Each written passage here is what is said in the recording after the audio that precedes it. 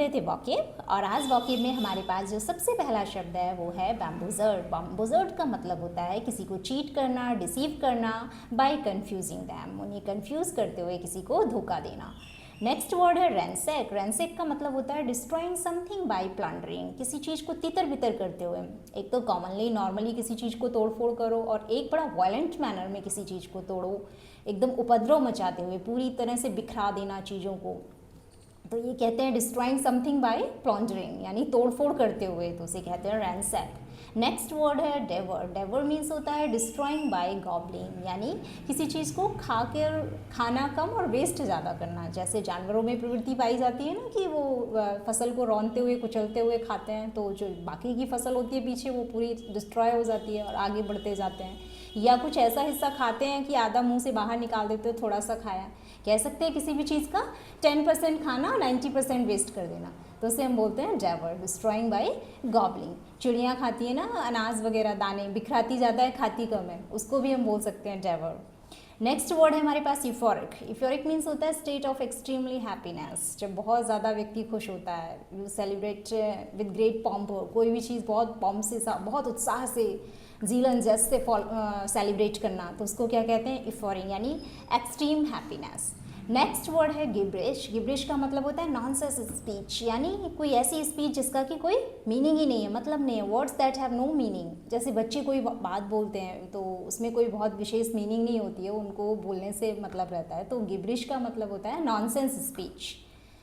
Next word है hula बल्लू। Hula बल्लू का मतलब होता है हल्ला गुल्ला, यानी a lot of noise made by people shouting, a violent disturbance, किसी तरह से बहुत ज़्यादा डिस्टर्ब करते हुए, बहुत तेज वॉइस, तो इसको क्या कहते हैं, हुला बल्लू कहते हैं।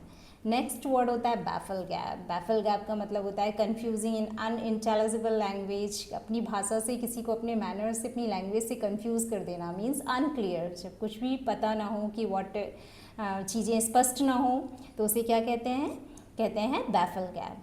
टेचिंग ऑफ का मतलब होता है a small quality of leftover food. Sometimes we leftover ना, कुछ पार्ट खाने का छोड़ देते हैं थाली में बचा हुआ, the remaining part of food is known as teaching of.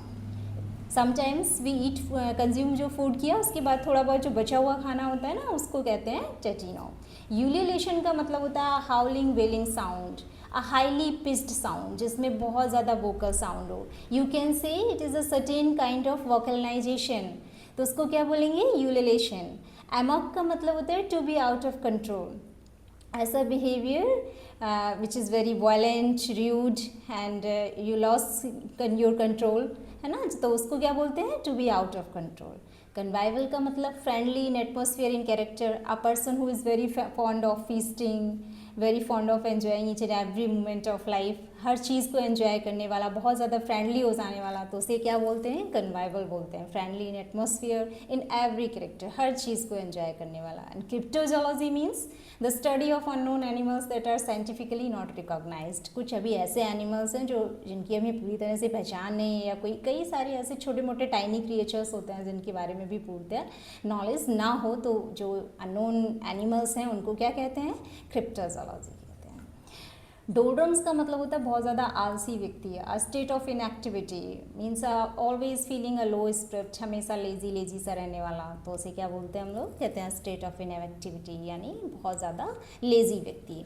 फडी duddy, who always adept in old culture, हमेशा ओल्ड फैशन रहना, a person who is so stuffy, है ना, almost wear old, who is habit, या कह सकते हैं who are in the habit of wearing old clothes, old culture adapt करना, उसे कहते हैं फडी डडी। सोजर्ड मीन्स होता है intoxicated, highly drunk man, very drunk, पियक्कड़ व्यक्ति को क्या बोलते हैं, सोजर्ड।